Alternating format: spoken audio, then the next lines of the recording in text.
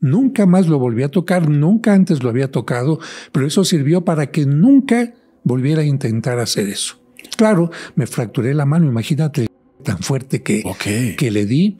Y yo entiendo que a los papás hay que respetarlos, hay que honrarlos, pero también cuando llegan a una situación de este tipo, tú no puedes permitir una de este tipo. Entonces, a mí me dolió que haya querido a mi mamá y también me dolió mucho tener que a mi papá por su alcoholismo. Hay gente que tiene falsas expectativas del sacerdote. ¿Nunca se enoja? ¿No? Es un ser no humano. Incluso cuando va a orinar hace agua bendita. ¿No? Ahorita hay algunos sacerdotes en la cárcel. Uno falleció por el COVID, por una denuncia de este tipo. Y en el caso de la ley jurídica, el derecho canónico, se le quita el sacerdocio a la persona. No puede volver a ejercer el sacerdocio. O sea, actualmente el Papa, los obispos dicen, hay este problema, denuncia civil y denuncia canónica y se hace un juicio.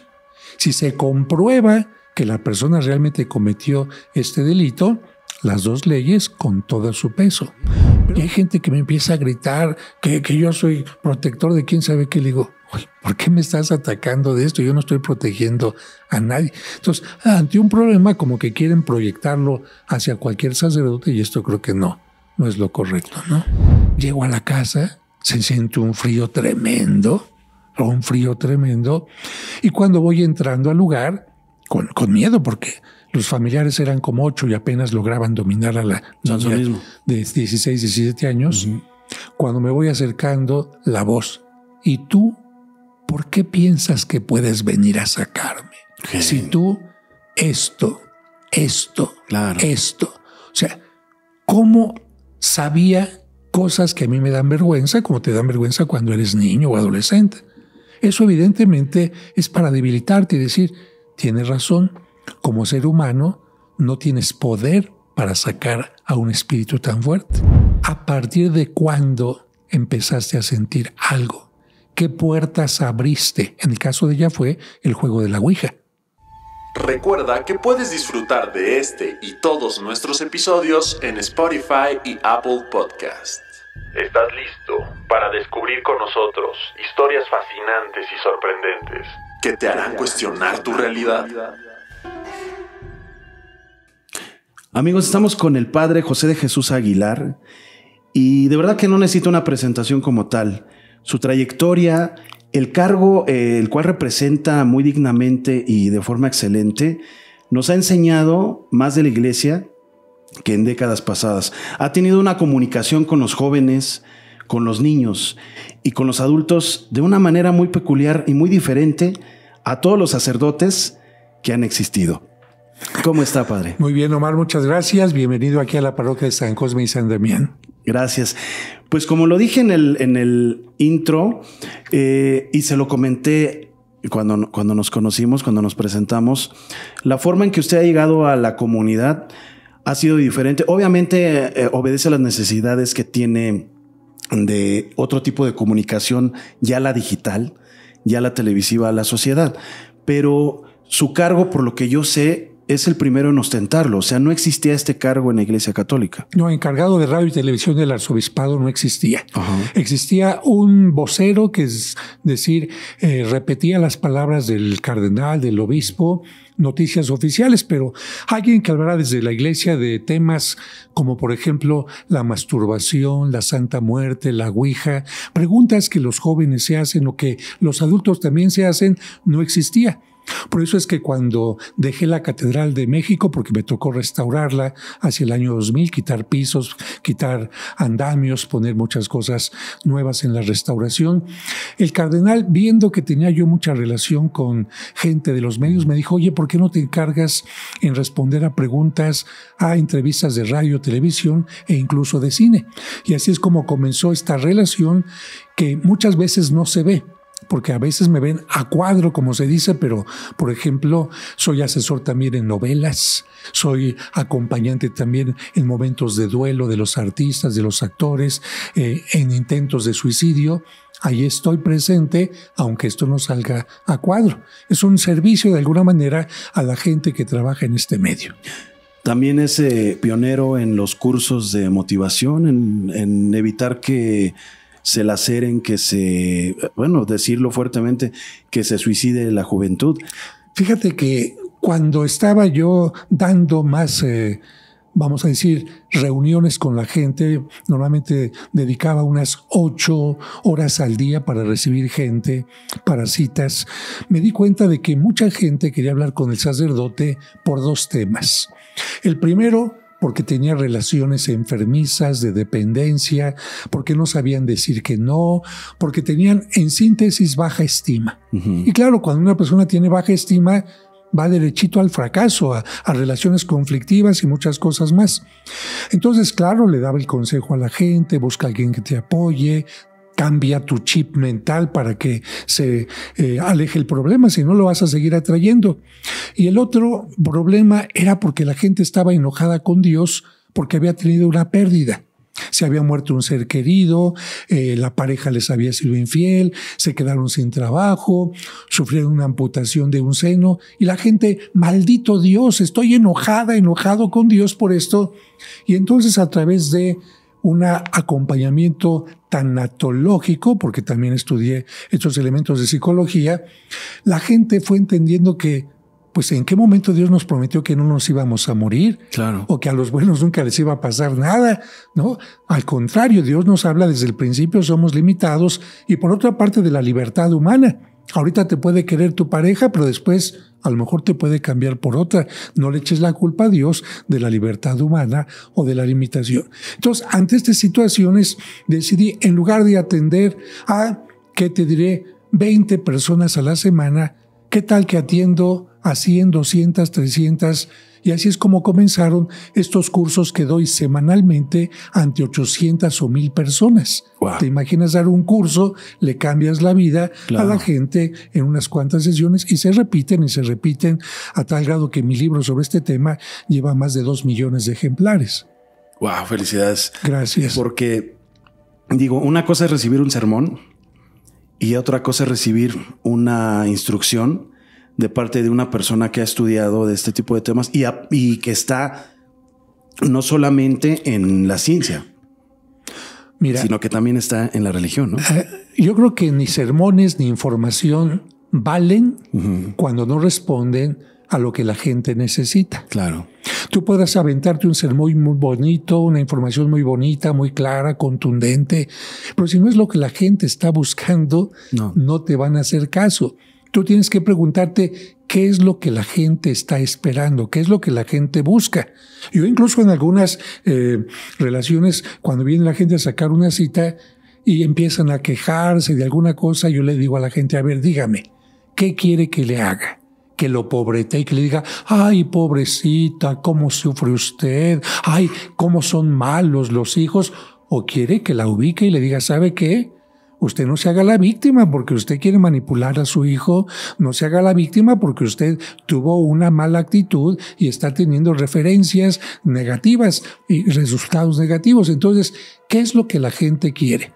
Y creo que cuando la gente recibe lo que quiere, se siente contenta. Si tú vas a una taquería, por decir algo, y quieres unos tacos doraditos y te los dan no como los pides, o quieres un agua de horchata y te la llevan no espesa como tú la querías, no vas a regresar. En cambio, si te responden a lo que tú estás buscando, incluso a nivel de pareja, tú dices: aquí me quedo, ¿no? Dicen que los que escriben canciones de dolor es porque sufrieron. Los que escriben canciones de amor es por los que están amando, que tienen ese sentimiento a flor de piel.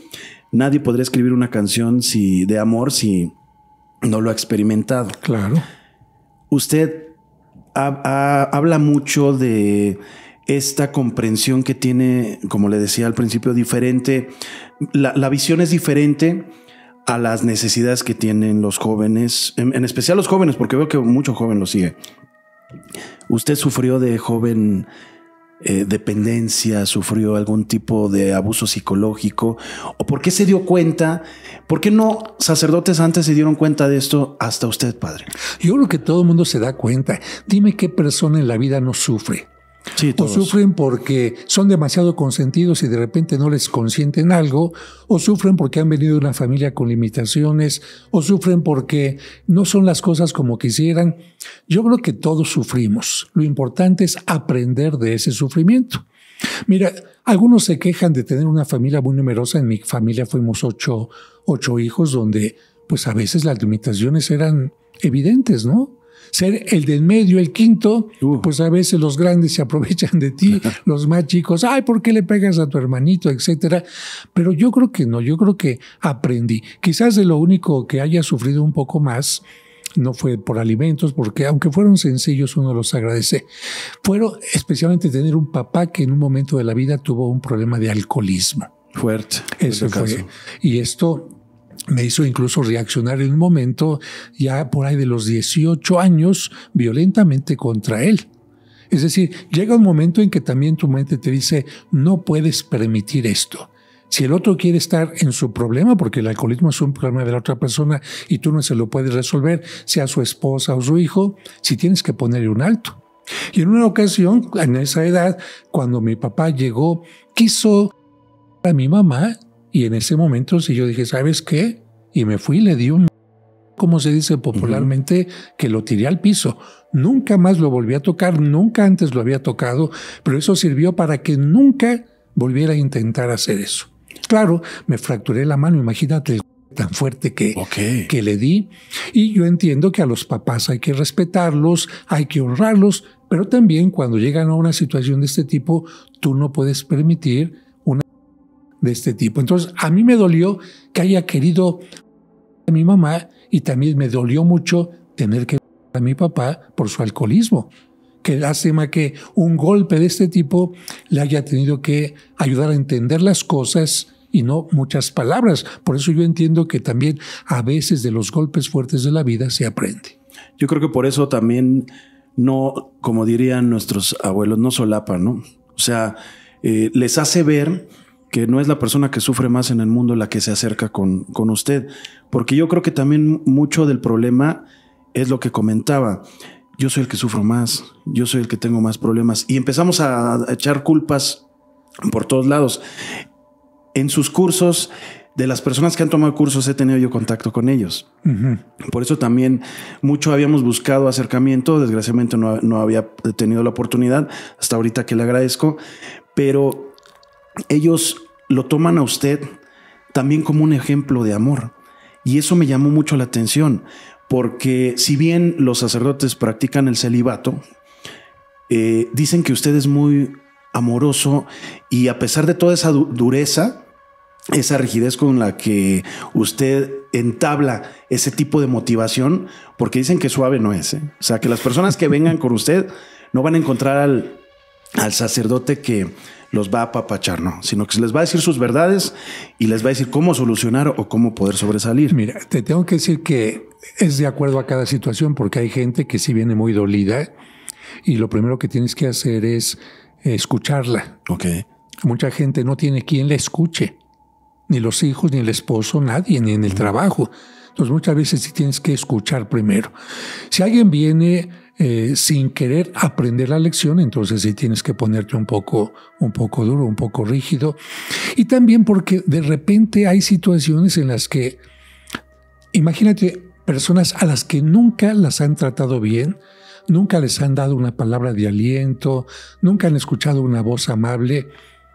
Viene un problema también que se me presenta frecuentemente. Hay gente que se enamora de mí. Ay, es que nadie me había hablado de así, nadie me había dado un abrazo. Y de ambos sexos, ¿eh? Yo no lo quería tocar tan Y yo tengo directo. que poner, de repente, ¿sabes qué? Agradezco tu cariño, agradezco tu afecto. Esto sé que salen de como un agradecimiento, pero también piensa que a lo mejor nadie te había tratado así, pero yo no soy el que va a hacer contigo una pareja. Busca, valórate. Y en otras ocasiones, cuando le hablo fuerte a alguna persona, de repente me dicen, ay padre, ya mejor me voy. O también hay otro punto delicado. Mira, en una ocasión en un programa de radio de los que tengo, habló una señora para quejarse de su marido. Padre, aquí está mi marido escuchándolo, regáñelo. ¿Por qué? Porque es muy frío conmigo. A ver, oiga señora, ¿y antes de que se casaran cómo era? Así. Oiga, pero es que mi esposo está muy pegado a la mamá. Oiga, disculpe, ¿y antes de que se casara cómo era? Pues así. Entonces, rápidamente, para no darle un golpe fuerte a la persona, le dije, mire, le voy a inventar este cuento. Un día llegó un tigre a su casa y la garza se empezó a quejar. Estoy molesta contigo porque después de 15 años de casados sigue teniendo garras en lugar de tener patas como yo. Sigues teniendo piel de tigre en lugar de tener plumas como yo. Sigues comiendo carne como tigre en lugar de... Y el tigre le dice, óyeme, cuando nos casamos yo te acepté como eras. Yo me estoy dando cuenta que tú no me aceptaste como eras, sino que has tenido una idea equivocada de mí, una expectativa de que yo me iba a convertir en garza. Cuando tienes una falsa expectativa y el otro no está en el otro cumplirla, tú piensas que el otro te falló, pero tú te fallaste. Y este tema lo toco mucho porque a veces la gente tiene falsas expectativas sobre la pareja y cuando la pareja no cumple, se enojan con la pareja. Falsas expectativas la mamá sobre el hijo. Es que quería que ibas a ser abogado. Pues no, mamá, fíjate que acá. Es que pensé que ibas a ser heterosexual. Pues fíjate que, ay, me siento defraudada. ¿Por qué tenías expectativas? El otro no te falló. Y hablo de esto porque también hay gente que tiene falsas expectativas del sacerdote. ¿Nunca se enoja? ¿No? Es un ser no humano, incluso cuando va a orinar hace agua bendita, ¿no? Sí, no puede tomarse alguna vez una cerveza con límite, etcétera. Y cuando de repente a la gente tú también, vamos a decir, dice, me falló, te odian. Y uno tiene que decir, ¿qué expectativa tenías en mí? Fíjate, muchas personas tienen la expectativa del sacerdote que esté siempre de negro, con las manos juntas, que se la pase todo el día celebrando misa, con el rosario, que no diga ninguna palabra fuerte. Y entonces por eso de repente, ese padre me falló. ¿Qué expectativa? ¿Cómo tendría que ser para ti un sacerdote? Por ejemplo, ¿qué ejemplo has visto de sacerdotes? Por eso cuando sale de repente un Cantinflas en la tele, en la película del Padrecito, mucha gente, ay, que como que me cayó simpático ese padre, pero rompió esquemas, ¿no? Hay sacerdotes que han roto los esquemas de maneras muy fuertes. Está el padre Pistolas. Un padre que de pocas pulgas, como le llamarían ahí en su pueblo. Ese tipo de conductas están aprobadas por la iglesia. Uy, mira, la iglesia lo que pide es que hagas, en primer lugar, seas un modelo de vida. Okay. Creo que las palabras, si son fuertes o no, podrían no ser importantes, la vestimenta también no, pero que seas una persona recta, honesta, que busques el bien de los demás. Si una persona tiene una sotana muy limpia, muy pulcra, pero no es buen ejemplo de vida, yo creo que ahí es donde está el problema.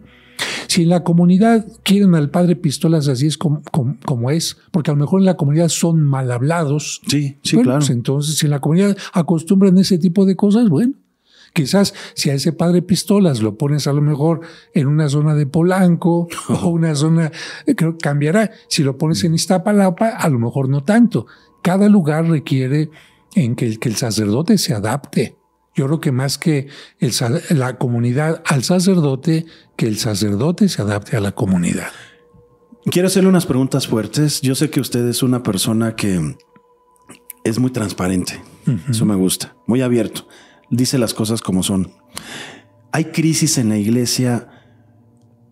Hay muchas denuncias. Mucha gente. Yo tengo una experiencia personal que si nos da tiempo ahorita se la comento con un sacerdote. Hay mucho abuso hacia infantes. Hay mucho ostentosismo. Hay sacerdotes que salen en camionetas de superlujo en comunidades donde hay gente que no tiene para comer. Hay este tipo de conductas, las cuales sí quita un poco la imagen, como usted dice, de rectitud, pero más de rectitud, de humildad, que la Biblia, bueno, pues lo que maneja mucho es pues, los votos de humildad, ser lo más afín y empático posible, amar, todo ese tipo de situaciones en donde nos damos cuenta que sus representantes no lo están cumpliendo. Yo no sé si usted tenga algunas estadísticas, no sé si usted tenga algunos datos concretos que me pudiera responder estas preguntas y decir si el celibato, al cual también me puede decir si es obligación o no, interviene mucho en estas necesidades fisiológicas que tiene el ser humano o el sacerdote como hombre. Ok, bueno, me has hecho varias preguntas, Sí, vamos claro, a tratar de irlas poniendo en orden. Primero, el celibato no lo instituyó Cristo. Okay. De hecho, en la Biblia sabemos que Pedro era casado, varios de los apóstoles eran casados. Es cierto, en la Biblia se habla también de personas célibes como Juan el Bautista y otros de acuerdo a su propia situación. Pero no porque el matrimonio y las relaciones sexuales dentro del matrimonio sean malas. Y digo esto porque hay gente que incluso están casados y cuando tienen relaciones dicen, padre, me tengo que ir a confesar porque tuve relaciones. Oye, ¿cómo? Pues es parte del matrimonio, el manifestar el amor a través de el sexo y más dentro del matrimonio no es malo. Ahora, el celibato se instituye primero en el siglo IV, no por el Papa directamente, sino por necesidades de una zona concreta en España, el Concilio de Elvira. Después se quita. Después se vuelve a poner nuevamente por determinadas exigencias de un lugar, no a nivel universal, de un lugar se vuelve a quitar. Y además se entiende el celibato, fíjate, no como no tener relaciones, sino como no tener una pareja con la cual cumplir determinadas obligaciones. Okay. ¿A qué me refiero? A que no te cases. Si tú no te casabas con alguien, estabas célibe. Como por ejemplo el cura Hidalgo, no se casó con alguien y se consideró que estaba viviendo el celibato. O bien algunos pontífices incluso que no se casaron y se consideró que estaban viviendo el celibato. Hasta los últimos tiempos especialmente ya se decreta el celibato, no solamente es no estar casado. El celibato significa no tener relaciones sexuales fuera de tu ministerio, ¿no? Evidentemente, si no tienes ministerio, perfecto. Pero si tú estás dentro del sacerdocio en la iglesia occidental, porque en la iglesia oriental sí permite que los sacerdotes estén casados, estás mal.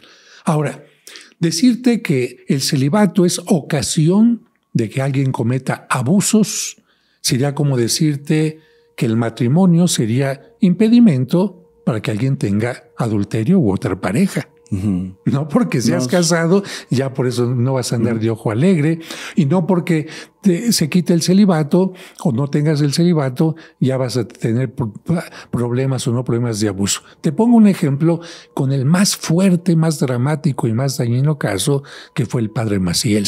Sí, tremendo. Bueno, el padre Maciel estaba casado. Sí estaba casado, ¿no? ¿Tenía hijos? Tuvo muchos. Tuvo hijos. Pero en su familia secreta que nadie claro, supo. Todo fue por abajo del agua. Con esto te queda claro que él estaba casado y por lo tanto, si estaba casado, se supondría no debería tener ningún abuso de otro tipo. Por esta razón, tanto dentro de la iglesia, fuera de la iglesia también, gente que no es sacerdote, aunque esté casado o no esté casada, puede tener el problema de estar cometiendo abusos de todo tipo. Evidentemente a la iglesia esto le duele, le molesta, le desfavorece porque son ejemplos totalmente negativos. Porque si en la iglesia es donde más tendría que haber una transparencia y claridad sobre el tema, pues evidentemente el escándalo es mayor. Aunque te repito, el problema no es únicamente dentro de la iglesia. Estadísticas en México, fuera de este padre Maciel, que está dentro de una comunidad, no hay casos muy alarmantes, no hay casos tan fuertes como en otras partes del mundo. No quiero decir que con esto estoy tranquilo, siempre es una preocupación, pero sí, por lo menos es una situación que duele un poco menos. Por otra parte, tengo que decirte que esto del abuso de los niños y de abuso de mujeres, incluso también de personas que no son sacerdotes, habla de una nueva época. De hecho, en los cursos de autoestima que doy, digo, fíjense cuando la gente tiene un chip en la cabeza, cómo actúa. Cuando tenían el chip en la cabeza, los reyes valen más que los plebeyos. Los chips que tenían los plebeyos en la cabeza, ellos valen más, por lo tanto, déjate dominar, déjate maltratar por los reyes. Cuando se quitaron este chip en la cabeza y vino el gran problema en Francia, que se enojaron tanto, nos engañaron los reyes, cambiaron las cosas. Claro. Otro ejemplo, cuando la gente, como se decía antes, tenía el chip en la cabeza por ser algo menos que los blancos, permitían todo tipo de abusos. Cuando Martin Luther King se quita este chip de la cabeza y empieza a decir, no por ser gente de este color valgo menos, cambian las cosas y los abusos desaparecen. Durante un tiempo las mujeres también pensaban, las mujeres valemos menos que los hombres, y permitían todo tipo de abusos, y mientras tengan este chip, siguen permitiendo este tipo de abusos. Se van quitando el chip y ya, caray, ya podemos votar, ya podemos estudiar, ya podemos denunciar a quien ha abusado de nosotras. Pero tiene que quitarse este chip.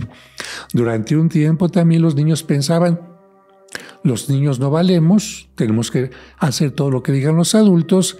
Cuando los niños se van quitando este chip, las cosas cambian, y terminó cuando también la gente con una discapacidad, un problema en el cuerpo, etcétera, pensaban, no valgo, no importo, no puedo salir a la calle, no tengo derecho a subir al metro, no tengo derecho a tener un semáforo con tal característica. Cuando los enfermos se quitan el chip y dicen, yo también valgo igual que los demás, exigen que los semáforos tengan un sonidito, que el metro tenga un sonidito, los invidentes, que los que van en silla de ruedas tengan una rampa. Lo que te quiero decir es que, ¿por qué en este momento salieron tantas fregaderas? Porque está cambiando el chip de las personas diciendo, si en otro tiempo lo permití, ahora ya no. Y por eso es que aparecen denuncias que antes la gente no se atrevería. Y qué bueno que están pasando, porque ya la gente no abusará tan fácilmente. Que aparte obviamente hay represalia, en una dependencia militar hay una corte marcial. ¿Qué se podría poner más o menos como sinónimo de una corte marcial en la iglesia para personas que han cometido este tipo de barbaries? Bueno, yo creo que aquí se tienen que poner las dos leyes, porque hay una ley eclesiástica que es el derecho canónico, y ahí también esta ley tiene que acatarse en la persona a nivel civil. Por lo tanto, la Iglesia pide a quienes han recibido un abuso de este tipo que denuncie civilmente, para que la persona, si es el caso, vaya a la cárcel. Okay. De hecho, ahorita hay algunos sacerdotes en la cárcel. Uno falleció por el COVID, por una denuncia de este tipo. Y en el caso de la ley jurídica, el derecho canónico, se le quita el sacerdocio a la persona. No puede volver a ejercer el sacerdocio. O sea, si hay una represalia como tal. Claro, claro. Porque entre la comunidad, entre el rumor que ha habido por muchas décadas, no sé si yo pienso que usted lo ha escuchado bastantes veces. No te preocupes, solo lo cambian de parroquia, lo cambian de capilla o se lo llevan a un estado de la República al otro lado del país. Ya no está sucediendo eso. Ya están tomando, por ejemplo, cartas en el asunto. Claro. Mira, esta idea surge porque evidentemente si alguien llega y denuncia, pero no tiene pruebas, o la denuncia pues fue como un chisme del pueblo, lo que sea, el obispo dice, aquí no hay pruebas, no hay una denuncia clara, no hay testigo, no hay alguien que esté... pues entonces, para que la gente esté tranquila, cambiamos al sacerdote. Claro. Porque tampoco puedes tú tratar al sacerdote como si hubiera sido el culpable si no hay un juicio. Eso es muy delicado. Es como si una persona llega a acusarte a ti de algo, no hay una prueba, no hay un juicio y te meten a la cárcel. Esto es totalmente equivocado, ¿no? Por eso, repito, actualmente el Papa, los obispos dicen, hay este problema, denuncia civil y denuncia canónica y se hace un juicio. Si se comprueba que la persona realmente cometió este delito, las dos leyes con todo su peso. Pero también, como en otras situaciones, hay personas que lamentablemente difaman al sacerdote y una vez que lo difaman, qué difícil es que ese sacerdote vuelva a recuperar la buena fama, ¿no? Sí, desgraciadamente un error ahora con las redes sociales, uno, lo hemos visto con tantas censuras, tantas cancelaciones, ya perdió todos los... En el caso de los sacerdotes, todos los votos que tenían fueron suprimidos por uno de los errores. Así es la sociedad, sí, yo lo entiendo perfectamente. Yo he sido testigo de casos de abuso. Yo toqué para la iglesia más de 16 años. O sea, estuve en contacto, tengo amigos sacerdotes y a muchos de ellos pues los cambiaron de lugar por este tipo de situaciones. Tuve un caso con mis abuelos. ¿Los cambiaron por chismes o por casos concretos? Sí, desgraciadamente no, la gente también se da cuenta que al denunciar también son tachados. O sea, el dedo está para los dos, para la víctima y el victimario. Desgraciadamente mucha gente también por pena, por cargos a lo mejor en algún trabajo, por qué dirá la sociedad, pues no se atreven a denunciar en muchos casos. Pero no hubo denuncias. En los dos casos que yo supe no hubo denuncias. En un caso yo sí supe que fue real y al sacerdote pues lo cambiaron a un lugar muy, muy retirado. Yo sé a dónde lo cambiaron. Y en ese tipo de situaciones, como usted dice, sí se fractura no solo la imagen del sacerdote, se fractura la imagen hasta de la parroquia, hasta de la capilla. No, claro, es que mira, si en una familia un elemento de la familia hace algo malo, toda la familia queda marcada. Por eso el mal actuar de un sacerdote no solamente le afecta a él, claro, le afecta a la comunidad, a la parroquia y a la iglesia. Yo te voy a decir que muchas veces me he subido al metro porque viajo frecuentemente ahí y hay gente que me empieza a gritar que yo soy protector de quién sabe qué. Le digo, ¿por qué me estás atacando de esto? Yo no estoy protegiendo a nadie. Entonces, ante un problema como que quieren proyectarlo hacia cualquier sacerdote y esto creo que no es lo correcto, ¿no? Otra situación que le agradezco mucho que lo esté respondiendo como es, ¿no? Porque claro, vivimos en otros tiempos. Si yo hubiera hecho esta pregunta hace 40 años, me hubieran sacado a palos de la iglesia. Sinceramente, era una iglesia muy ortodoxa, una iglesia muy rígida, muy nada flexible, y que ahorita con usted, por eso yo celebro mucho y lo he dicho en mis podcasts, la iglesia se abrió. La iglesia tiene un canal de televisión, la iglesia tiene redes sociales, la iglesia hace videos en directo de sus misas, ya se tuvo que modernizar, tuvo que ir con la tecnología a la par para poder llegar a los feligreses como les gusta que les lleguen ahora, por el celular, por el tablet, por la televisión. Y le agradezco mucho que esté respondiendo estas preguntas así como tal, como va. ¿Por qué? Porque desgraciadamente hay muchas dudas. Yo he leído la Biblia y habla de que un sacerdote se puede casar. En Levíticos hay un apartado, versículo, no sé si es el 11, que dice perfectamente que solo no se case con una mujer que haya cometido adulterio, que no sea judía. Sí. Y también hay situaciones en ese mismo Levítico en Hebreos en donde la iglesia no era muy permisiva con algún tipo de personas que tenían también defectos. Entonces yo hablo mucho de esto. Mi canal es mucho. Hay algunos que me dicen, tú le tiras mucho a la iglesia. Y yo les digo, no. Si yo les dijera que en una parte de la Biblia dice que una persona, si le falta una pierna o si es feo, no puedes honrar a Dios, no puedes venerarlo, ustedes me creerían. Y me dicen, no. Bueno, yo les digo el versículo y el capítulo donde está expresado esto. Ese tipo de situaciones, como el celibato, las han como que reconstituido, o como la Constitución que se puede cambiar, o qué han hecho para... No, a ver, mira, en primer lugar hay que entender que la Biblia la tienes que leer en su contexto. Ok. Es decir, como decían los alemanes, Sitzen leben, en su contexto, porque si la sacas fuera del contexto, fuera del tiempo, fuera de la situación concreta, no la entiendes. Te pongo un ejemplo. Mira, dice la Biblia que no se pueden comer algunos animales porque son impuros, como el camarón, como la lechuza, ¿no? Por decir algo. A ver, ¿por qué el camarón, que es tan rico, no se puede comer? Tú dime, ¿el camarón defeca? se mantiene con su... No defeca. Sí, claro, se mantiene con todo el excremento del camarón se mantiene todo el tiempo ahí. Ajá, sí. Si tú eres chef, sabes que, bueno, le pones un palillito aquí en la nuca, jalas y sacas todo aquello. Pero la gente que no sabía esto, bueno, la lechuza que come, animales puros, ¿no? El animal puede comer un animal de carroña, un animal que se murió de alguna enfermedad. Entonces, fíjate, la prohibición en ese tiempo está: no comas animales de los que no estás seguro que estén limpios por dentro o que no hayan comido carroña, porque te puede hacer daño. O la parte de, si hay algún leproso, sepáralo de la comunidad, dice Dios.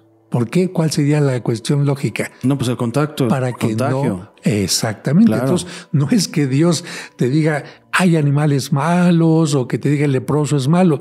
Hay que entender el contexto, el momento determinado, y de esta manera vas a entender algunas cosas del Antiguo Testamento que Cristo por esto dice, ya sirvieron para su tiempo, ya sirvieron para su situación, ya no son necesarias ahora. En la Biblia también hay una evolución. De hecho, al principio, el Antiguo Testamento te presenta un Dios violento, agresivo. Por supuesto. Porque era necesario en un momento determinado que, como en la educación antes, el educador tenía que ser agresivo, violento, porque si no nadie lo pelaba. Ahora las cosas cambian. Dios dice, ya, vamos a cambiar de forma de ver las cosas. Por eso en la Biblia se habla de Antiguo Testamento y Nuevo Testamento. El Antiguo Testamento sirvió para un tiempo concreto y el Nuevo Testamento sirve para otro tiempo totalmente distinto, ¿no? ¿Representaban diferente a Dios? Claro. El ser humano, obviamente la Biblia está escrita por un ser humano. O sea, sí. es imposible. Aún yo sí paso un mensaje a usted, padre, ahorita. Le digo un número de 10 cifras. Se lo pasamos a 10 personas y la 11ª persona va a tener otro número totalmente diferente a que le pasemos, dependiendo a la capacidad de memoria que tenga cada uno. Claro. La Biblia se termina de escribir, si no estoy mal, estoy ante un experto, 105 después de Cristo. Hacia el año 100 después de Cristo. Después con de Cristo. La muerte del último apóstol. Sí. Fueron perseguidos. Les quitaron muchísimas veces esos escritos, esas escrituras, esos papiros. Fueron perdiendo todo este tipo de información. ¿Cómo la rellenaron? ¿De dónde? Porque digo, son preguntas. Sí te entiendo. La iglesia se basa ante una Biblia. Esa Biblia fue escrita 100 años después, 70 y tantos años después de que Jesús ya no estaba en la tierra. Tiene mucho también que ver que hay escritos que tienen 2000, 4000, 6000 años antes. Tenemos ahí escritos que también tienen como pues esta referencia a un Krishna que fue antes de Cristo, a un Buda. ¿Sí tiene que ver algo, alguna copia, un copy-paste que hubo por ahí? Ok, mira. Primero vamos a decir, antes de la escritura tenemos la parte oral. Recuerda que el Antiguo Testamento primero se pasaba de voz en voz, de voz en voz, y se escribe hasta que ya el pueblo está en Babilonia. Algo de lo oral pasa a lo escrito. Como muchas veces las abuelas, te paso la receta y va pasando de generación en generación, hasta que ya alguien de la familia dice, la voy a escribir para que no se pierda. Pero ahí está. Bueno, en el caso de la Biblia, empieza a predicar los apóstoles de viva voz. Hasta que después dicen, para que no se pierda lo que estamos predicando, Dios inspira para que se escriba, y así es como surgen los evangelios y otras cosas que no tienen que esperar eso, como San Pablo. San Pablo escribe cartas en vivo y en directo a las comunidades que ha ido formando. Ahí están los testimonios. Ahora dices tú, es cierto, la iglesia empezó a ser perseguida en la zona especialmente de Israel, después sería en Roma, y estos textos que guardaban con tanto cariño en papiros, porque después vendrían los pergaminos como otro material, evidentemente eran muy deleznables y por eso habían copistas. Aquí en esto te tengo que decir algo muy importante, desde los judíos que tenían que estar haciendo letra por letra, palabra por palabra. Si se llegaban a equivocar, tenían que empezar el rollo otra vez. Hasta el día de hoy, si tú vas a un lugar donde los judíos están haciendo copias de su Torá, ahí estás viendo cuidadosamente. Sin embargo, podría venir esta duda que tú decías, ¿y qué tal que el copista se quedó dormido y después agarró, me equivoqué, aquí puso una letra Aleph, una letra Bet, hebrea en lugar de esto? Bueno, ¿qué pasaría? Fíjate que la gran maravilla es que, además de que las copias y de un pasado de un siglo a otro, vienen cosas como de repente un beduino en el Mar Muerto se le pierde una cabra. ¡Ay, maldita cabra! ¿Dónde está la cabrita? Se mete a una cueva, no la encuentra, otra, y entra una, y como no escucha nada, avienta una piedra a ver si está la cabra allá, y escucha ¡paz! Okay. ¿Qué pasó? Se rompió algo, y entra una vasija de barro rota, y saca algo y dice, ¡ay! Esto es como de cuero, pues lo voy a vender al mercado, porque va a servir para hacer suelas de zapatos. Llega al mercado, el encargado del mercado allá en Jerusalén dice, no, esto parece que tiene algo escrito. Le llama a uno de los investigadores más importantes de los judíos, dice, oye, no, esto es un libro. ¿Cómo que un libro? Pues ¿dónde lo encontraron? Y gracias a esto se encuentran los famosos rollos del Mar Muerto en Qumran. Empiezan a descubrir cueva, y lo más maravilloso es que al ir restaurando todos estos libros, se dan cuenta que son libros de Isaías, que son libros de tal de la Biblia, originales. Y aquí viene lo importante. Al comparar los libros originales con los que tenemos ahora, dices, ¡wow! ¿Qué te permite entender esto? Que les volvieron a golpear en el 313. ¿Qué te dice esto? Con Constantino también, que él quitó y a su antojo. También tiene que ver esto. Pero de cualquier manera, haya querido Constantino hacer alguna cosa, comparas los libros del Mar Muerto de tiempo originales, del tiempo de Cristo, con los actuales, ahí están. Similitudes. No, similitudes iguales. Iguales. Y esto no dicho por la gente católica o cristiana o creyente, por los estudiosos en filología, en escritura, que es lo que es lo más importante, ¿no? Yo quería hablar mucho de exorcismos con usted, padre. Ojalá que tenga una oportunidad en otro. Tiene un compromiso hoy. Ojalá que tenga en un futuro que nos abra otra vez las puertas de... Está hermosa, le puedo decir que la mantiene muy, muy bonita. Es la de San Cosme, ¿verdad? La iglesia de San Cosme la recibí con 32 techos totalmente derrumbados, con pisos de cemento. Hemos restaurado totalmente la iglesia, todas las pinturas al óleo, esculturas. Además se han mandado a hacer arte contemporáneo, moderno, con escultores mexicanos, europeos, de tal manera que ahora ya es una iglesia que visitan mexicanos y extranjeros como un monumento también de la ciudad. ¿Encontró frescos aquí todavía? Ya no. En una tumba que está en la parte del coro, hay algunos frescos por ahí todavía, y parte del techo también del lugar que acabas de encontrar. Y solamente te quiero decir, mira, así para adelantar un poquito a la gente, de los 44 años que tengo de sacerdote, solamente me ha tocado 2 exorcismos.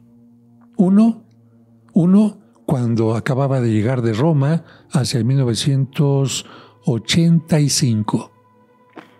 Y el otro, acabando de pasar una entrevista con Michelle Rubalcaba, que me preguntó lo mismo que tú, le dije, un exorcismo nada más. Y al día siguiente, si le preguntas a la persona que está al frente de la iglesia por qué él lo vio todo, él lo vio todo, no lo esperaba. Un segundo. Todos los demás, te puedo decir, son problemas de culpabilidad, problemas de esquizofrenia, etcétera. Personalidades. Que, por supuesto, hay que atender a la gente en esa línea. Por eso se dice que el exorcista de cada lugar no es porque haya solamente sacerdotes que puedan sacar al demonio. Cualquier sacerdote lo puede hacer. A diferencia de lo que dicen algunos santeros, hierberos, tarotistas que dicen que también hacen exorcismos con el poder de quién. Bueno, entonces, en realidad, la mayoría necesita un acompañamiento de este tipo y por eso el exorcista nombrado de cada ciudad tiene que tener conocimientos de psiquiatría, de psicología, para separar cada una de estas partes y en el caso de que sea uno real, tenga la fuerza y los pantalones para hacerlo. Porque en el caso del primero, que yo iba empezando, fíjate, pues yo tuve una infancia, juventud como cualquiera. Yo entré al seminario hasta los 18 años, después de haber tenido a mi novia y todo. Qué difícil decisión. Y entonces, cuando llego yo a la casa, porque primero llegó la muchachita corriendo a la iglesia, se veía como que le iban jalando la ropa, se desmaya dentro de la iglesia en plena misa, se va la luz, confusión, no es show. Entonces se le pide a la gente nada de que venga gente a ver, no es show. Quédense a hacer oración, el sacerdote tiene que llegar a la casa de la familia, llévenle a la casa de la familia. Llego a la casa, se siente un frío tremendo,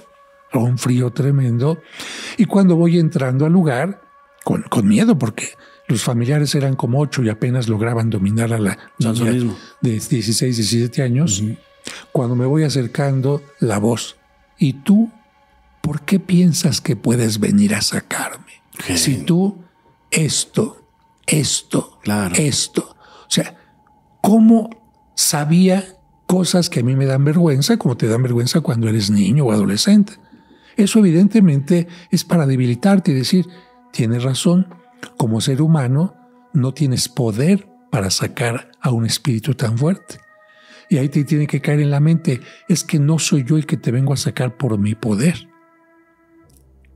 Vengo en nombre de Cristo. Por eso te digo, si la persona no está capacitada para decir con quién me voy a enfrentar y con qué armas voy, el otro te domina. No vas a poder nunca hacer ese exorcismo, ¿no? Y le pega donde más le duele, porque hay sacerdotes que se han derrotado por este tipo de situaciones. Y físicamente, porque si le preguntas, te digo a este joven que está en la puerta, en este exorcismo que fue de una mujer intelectual, muy bien preparada, profesionista, de mucho nivel, etcétera. Cuando estábamos en el exorcismo, él vio cómo empezó a levantarse la persona, pero también al mismo tiempo cómo, sin ninguna parte física, es decir, no una mano, cómo me estaban cacheteando a mí. Se oían los golpes y yo los sentía internamente. Entonces, evidentemente, esto es sumamente fuerte. Si tú tienes miedo, dices, yo me voy aquí. ¿Cuántas personas estaban con usted, padre? Estaba solamente el esposo de ella, que también se espantó muchísimo, porque ver a la esposa en esa situación, evidentemente es terrible. Por eso la iglesia, a diferencia de grupos llamados protestantes o evangélicos, prohíbe totalmente que se grabe un exorcismo. Porque es como si te estuvieran a ti proyectando en los peores momentos de tu vida. Claro. Como si te estuvieran grabando cuando estás defecando, cuando estás en tu peor momento. ¿Cómo tú eximes a una persona en un momento de este tipo? Esto es terrible. No, la iglesia dice, no se puede faltar al respeto a una persona que está en esta situación. Ese poseído, hay muchos rumores, porque también la Biblia la Biblia es mucho de entender sentidos diferentes. Muy difícil de leer la Biblia. Uno la lee solo y queda con más preguntas que respuestas. Bueno, si la estudias, no tanto. Nosotros tenemos que estudiar por lo menos 4 años. Sí. En total son 8 años de Biblia estudiando la original, el griego, el hebreo, la tradición judía, en fin, para poder entender cada parte, sí. Ahí no nos explica mucho. Ya hasta tuvieron que llegar películas como los Warren para que la gente comprendiera un poquito o se abriera un poquito al público que hay fases en los que tiene la posesión. Antes de ser posesión, hay unas fases con las que empieza una gente. ¿Usted está de acuerdo con esas fases? No. Que sería la manifestación cuando la gente empezó a oír, infección, y ya la posesión total como tal. No. Mira, porque también hay que decir algo. En las películas, que son totalmente fantasiosas en muchas cosas, se habla del caso concreto. Ya está poseída la persona y la película hasta que le sacan al chamuco. Claro, okay, ya. Claro. No es eso. Para la parte del exorcismo, cuando llega, como este caso de la muchachita que te dije, bueno, no hubo un antes. Pero muchas veces cuando gente viene, oiga, padre, sáquele el chamuco a mi esposo porque toma mucho. tiene que haber un análisis, una plática, un seguimiento para ver si realmente la persona está influenciada, porque puede haber influencia o posesión. Y a veces ahí es donde tú dices, no hay posesión, sí hay. Pero sobre todo el post-exorcismo. Okay. En el caso del post-exorcismo, como en esta muchachita, entonces viene a partir de cuándo empezaste a sentir algo. ¿Qué puertas abriste? En el caso de ella fue el juego de la Ouija. ¿Qué puertas abriste? ¿Qué elementos fuiste siguiendo para que a partir de eso también los vayamos cerrando? Claro. Porque Cristo dice en el Evangelio, cuando un demonio se va, puede ir por otros 7 y regresar. Y es el caso de algunos narcos. Si viste aquel programa que hicimos con Lolita de la Vega, donde lamentablemente este muchacho que se metió al mundo de la droga, le mataron a su mamá en un ritual enfrente de él y allá falleció, pero terrible como puede actuar el demonio en gente que le va abriendo la puerta y no le pone un alto. Por eso tienes que ver tú, después de un exorcismo, cómo vamos a cerrar esas puertas para que te quedes tranquilo de lo que pasó. Imagínate que alguien supo que estuvo poseído por el mal. Es como si tú estás en tu casa y un día llegas a la casa, la puerta abierta, los cajones saqueados, tus pertenencias hechas bolas y todo. Sí, vas y denuncias a la policía, vas a poner una doble chapa, un candado, un perro, pero el miedo a que se vuelvan a meter otra vez, ahí está. Ya quedó. Entonces, una persona que está poseída, evidentemente tiene que tener un seguimiento después para quitarle esta angustia de ¿y si regresa? ¿Sí me entiendes? Claro, por supuesto. Es un tema sumamente amplio y por eso no se puede tratar a la ligera. Por ejemplo, la Biblia habla textualmente de los demonios. Se tomaban como demonios. Después llegan los nombres. Conocemos hoy demonios como Baphomet, como Mamón, como Satanás, como... La Biblia no habla de nombres de demonios. ¿De dónde viene exactamente? Habla más bien de características. Luzbel... La luz más bella. La luz más bella significa el demonio puede engañarte y presentarse tan bueno, tan hermoso como Dios. Porque además así son las tentaciones. Si a ti se te presenta una muchacha con los dientes chimuelos, con olor a sobaco, con la cara toda feliz y dice, vamos a hacer el amor, tú dices, vete al cuerno. Claro. Pero si se te presenta una muchacha para jalarte al narco, sensual, con buena voz, ahí va la tentación. La tentación siempre se te presenta como te voy a llevar a lo sagrado, a lo divino, al paraíso, pero y en la Biblia se habla, por ejemplo, de Satanás, que significa, su nombre significa el que engaña. Entonces Lucifer viene de la palabra Luzbel y Satanás viene de el que engaña. Demonio significa simplemente un espíritu. Hay que tomar en cuenta, como te digo, que la Biblia se desarrolla en un ambiente particular donde está el pensamiento de Mesopotamia. ¿De dónde sale Abraham? De Ur, Mesopotamia, la parte del origen de la civilización. Y en ese lugar tú vas a encontrar que se habla de muchos ángeles y demonios. De hecho, la palabra querub o seraf, de donde viene la palabra querubín o serafín, son representaciones de estos espíritus que se representaban en estos lugares. Claro, se toman como figura, pero para decir claramente, en el mundo existe el bien y existe el mal, tanto en seres humanos como en espíritus. Porque Dios le da al ser humano y a los espíritus algo que se llama libertad. Y con la libertad puede ser el más bueno del mundo o puede ser el más desgraciado del mundo, el más sinvergüenza. Y por eso hay ángeles rebeldes que dijeron, pues nosotros... Yo me voy. Nos rebelamos y seres humanos también que se rebelan contra el bien y por eso existe el bien y existe el mal. Hay un mito que ya para terminar... no lo puede develar. Se supone que para pelear en una posesión contra un demonio es muy importante saber su nombre. No. Okay. El Mira, estas ideas de saber el nombre de las personas que utilizan muchos es porque supuestamente sabiendo el nombre de una persona tienes poder sobre ella. Ajá, exactamente. Esta idea viene del Génesis, cuando Dios le dice a Adán, ponle nombre a los animales para que signifique que tienes poder sobre ellos, que ningún animal es más que tú. Viene después la parte que ahorita las feministas y cualquier mujer va a decir, óigame, padre desgraciado, ¿qué le pasa? Claro. Viene la parte bíblica donde Dios hace a la mujer y le dice a Adán, ponle nombre. Y la mujer tiene el nombre que Adán le pone. ¿Y qué significa entonces? El hombre tiene poder sobre la mujer. Claro, esto hay que entender, te digo, el contexto en que se escribe la Biblia, porque era la forma de pensar de Mesopotamia. Y precisamente por eso nadie puede saber el nombre de Dios.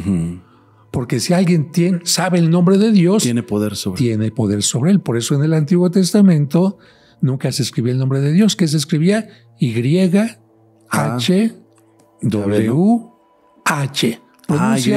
Pronuncia YHWH. No se puede. No se puede. Entonces, algunos, para que no se les olviden estas 4 letras, dijeron, vamos a poner unas letritas que nos ayuden. Vamos a ponerle A y E. Entonces nos va a quedar Yahweh. Otros más tarde dijeron, no, vamos a poner 3 letras, E, O, A. Y se cometió Jehová o Jehová. Pero el nombre de Dios no se conoce.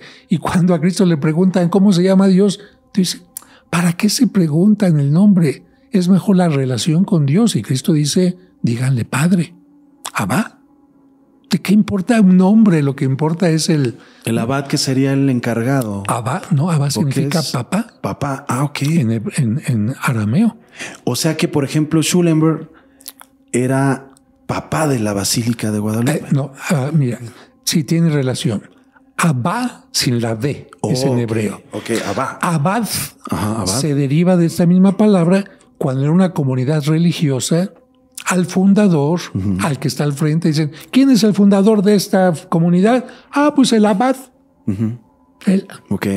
Como diríamos en una comunidad, perdón por la palabra, por la comparación, en este lugar donde están tantas mujeres hermosas, ¿cuál de estos hombres es el mero? Pues nuestro padrote. Claro, de ahí viene también. La palabra padre es el que está al frente siempre de un grupo, ¿no? Papi, por eso, padre, daddy, o sea, en todas las culturas hay pues no es pues podría llamarse sincretismo. Se hizo, más bien en cualquier parte del mundo, claro. El papá es el origen, es el que te alimenta, el que te protege, etcétera, etcétera, etcétera. Por eso incluso se dice que Dios es un padre, pero Dios es mucho más que un padre. Dios no necesita una madre, ¿no? Las representaciones, y esto en mis cursos de arte sacro, porque tú sabes que soy maestro de arte sacro también, hay que entender que a Dios se le representa como un padre, aunque Dios no siquiera tiene un cuerpo. Claro. No tiene ni barba ni nada. ¿Por qué con barba? Para hablar que ha vivido desde hace mucho tiempo, porque una esfera en la mano, porque significa el poder sobre el mundo. En fin, muchas cosas, pero que ya serán tema de otro programa. Momento. Ojalá que me acepte una segunda invitación. De verdad es un honor estar ante una persona que yo admiro. Yo no admiro a cualquier sacerdote por la experiencia que tuve a lo largo de 6 años con ellos. Pero usted sí, porque tuvo un acercamiento muy diferente y una forma muy diferente de abordar la comunicación. Antes era una comunicación, como le comenté, muy ortodoxa. Al sacerdote se le respeta. Jamás se hubiera imaginado hace 20 años o hace 30 años la iglesia que un sacerdote iba a estar cocinando en un programa a nivel internacional, o que iba a estar bailando, o que iba a estar hablando de situaciones como narcotráfico, como abusos sexuales, como masturbación, como usted lo hace. Te detengo tantito, mira. ¿De dónde venimos los sacerdotes? ¿De una maceta? ¿De una coliflor? ¿De dónde? No, de una mujer. De una familia común y corriente. Yo, ¿por qué no iba a la iglesia? ¿Por qué odiaba la iglesia cuando era joven? ¿Por qué me pongo ceniza, mamá? No sé, tú póntela. Claro. ¿Por qué la cuaresma, mamá? ¿Quién sabe? Eso. Yo por eso me alejé. Y cuando de repente conocí a Dios, y vi las cosas maravillosas, el arte, la liturgia, tantas cosas que puedes hacer como sacerdote, el ejemplo de San Juan Bosco que cambió la educación, el ejemplo de la Madre Teresa de Calcuta, el ejemplo, o sea, dices, ¡qué barbaridad! Entonces, el gran problema es que la gente no entiende el lenguaje de Dios, no entiende la Biblia y piensa que hay cosas de las que la iglesia no puede hablar cuando la iglesia tiene que hablar absolutamente de todo. De hecho, cuando yo entré al seminario, primero me corté el cabello porque lo tenía hasta por acá. Hay algunas fotos en internet. Le dije a mi novia, pues discúlpame si quieres esperarme, pero voy a entrar acá. Le pregunté al que estaba ahí, oiga, ¿puedo entrar con todo lo que traigo? ¿A qué te refieres? Con mi historia, porque bueno, soy hijo de un padre alcohólico. Segundo, lo golpeé. Segundo, desde niño trabajé en Televicentro, aprendí la danza, aprendí magia, aprendí teatro.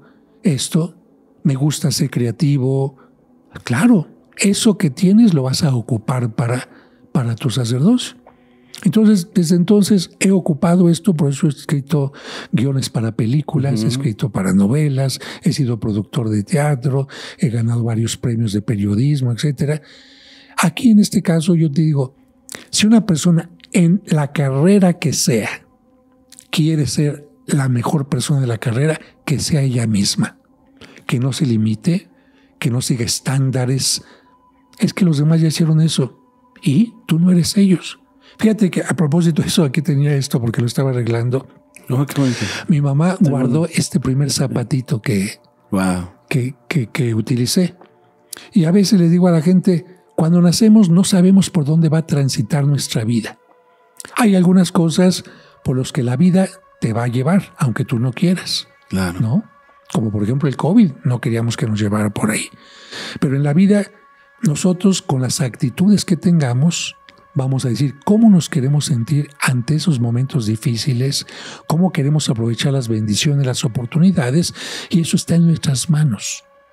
Y yo creo que en este caso mi vida la he tomado en ese sentido, sobre todo a partir de hace 10 años que me estaba muriendo y que apareció el problema que no he podido resolver. Tú tienes que decidir por dónde quieres ir. Si la vida te está mostrando algún problema, ve cómo te puede ayudar, como por ejemplo estas personas que se dedicaban a hacer vestidos y viene el COVID, unos cierran la tienda y otros dicen, con la tela hacemos cubrebocas. O sea, ahí te das cuenta cómo en la vida tú puedes hacer lo que tú quieres y sobre todo guiado hacia el bien. Entonces, como sacerdote, creo que soy una persona humana. No me vayas a poner, por favor, con una expectativa alta. Con una expectativa normal, porque no vas a decir después, me falló el padre. No. Tómame como una persona igual que tú, humana, con el deseo de cambiar muchas cosas y ayudar a muchas cosas, con errores, con limitaciones, pero de los que se aprenden.